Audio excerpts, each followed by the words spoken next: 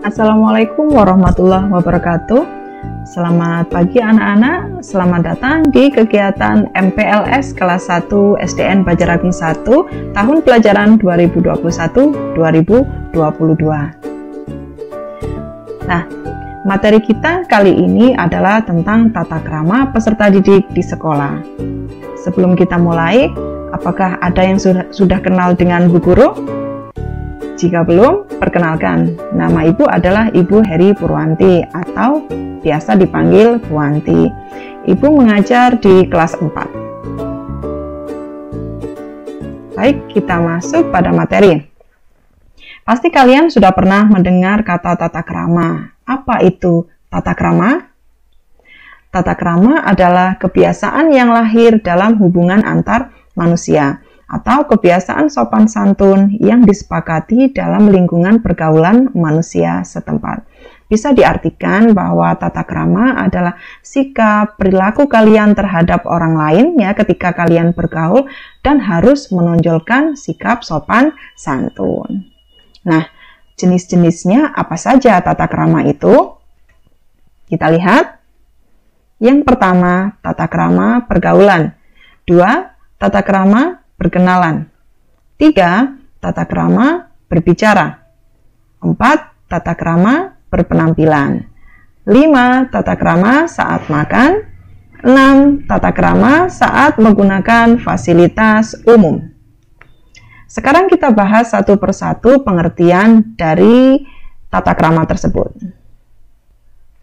Yang pertama adalah tata krama pergaulan.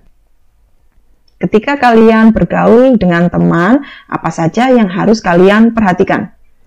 Nomor 1 adalah perlakukan orang lain sebagaimana kamu ingin diperlakukan.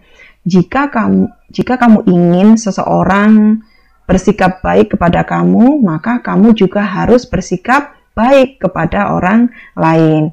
Kemudian yang kedua, setiap orang memiliki perbedaan, maka hargai perbedaan itu. Jangan menjadikan perbedaan itu sebagai alasan untuk menghina atau menjelek-jelekan teman, ya. Kemudian yang ketiga, kenali dulu sebelum menilai orang lain. Sebelum kalian menilai seorang itu baik atau jahat, kalian harus terlebih dahulu kenal terhadap orang tersebut. Baik, untuk yang kedua yaitu tata krama berkenalan. Apa saja yang harus diperhatikan?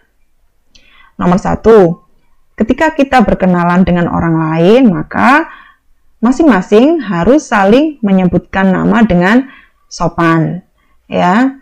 Kemudian yang kedua, saling memandang, tidak membuang muka. Jadi saat kalian berkenalan, itu kalian harus melihat mata orang lain. Itu sebagai bentuk kalian menghargainya. Kemudian yang ketiga, berjabatan tangan. Tetapi khusus saat ini, karena masih pandemi COVID-19, cukup dengan menyatukan kedua telapak tangan seperti ini, atau biasanya disebut dengan gerakan namaste. Untuk berikutnya, tata krama saat berbicara. Yang nomor 1, berbicara yang baik dan tidak menyinggung perasaan orang lain.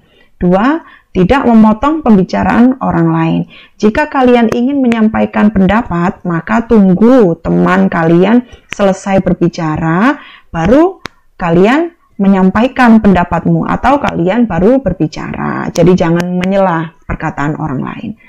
3, perhatikan dengan siapa kamu berbicara. Jika dengan orang yang lebih tua, maka kalian harus berbicara lebih sopan. Kemudian ada tata krama berpenampilan. Ini berhubungan dengan pakaian juga. Yang pertama, pakaian itu harus sopan dan tidak terlalu pendek. 2, jika kalian berada di sekolah, maka harus memakai seragam sekolah dengan rapi dan lengkap, baik itu topi, dasi, ikat pinggang, dan lain sebagainya. Yang ketiga, memakai seragam olahraga saat berolahraga.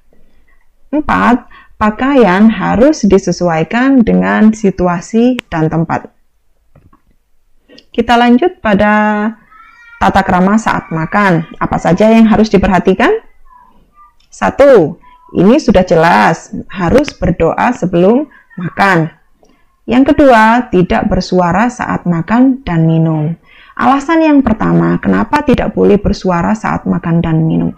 Yang pertama adalah jika kalian makan atau minum dengan berbicara, maka kalian bisa tersedak dan itu bisa berbahaya. Alasan yang kedua adalah tidak sopan. Jadi ketika kalian makan kemudian sambil berbicara, itu merupakan perilaku yang tidak sopan. Tata krama saat makan yang ketiga yaitu menutup mulut ketika batuk atau bersin. Ya.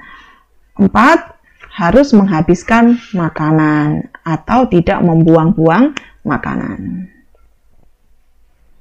Untuk yang terakhir adalah tata krama saat menggunakan fasilitas umum. Kita lihat. Yang pertama adalah membuang sampah di tempat sampah. Sampah tidak dibuang di halaman, di selokan, di dalam kolong bangku, ataupun di saku baju. Jadi sampah harus dibuang di tempat sampah. Yang kedua, menjaga kebersihan baik itu di dalam maupun di luar kelas.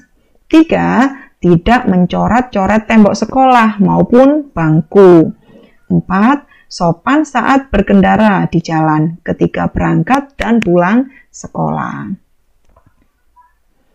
Baik anak-anak, demikian penjelasan singkat yang disampaikan Bu Anti. Mudah-mudahan bisa kalian praktekkan nanti ketika pembelajaran sudah dilaksanakan secara tatap muka. Ya, pesan Bu Anti, selalu jaga kesehatan, jangan sampai terkena sakit. Ya, selalu jaga, patuhi protokol kesehatan dimanapun berada.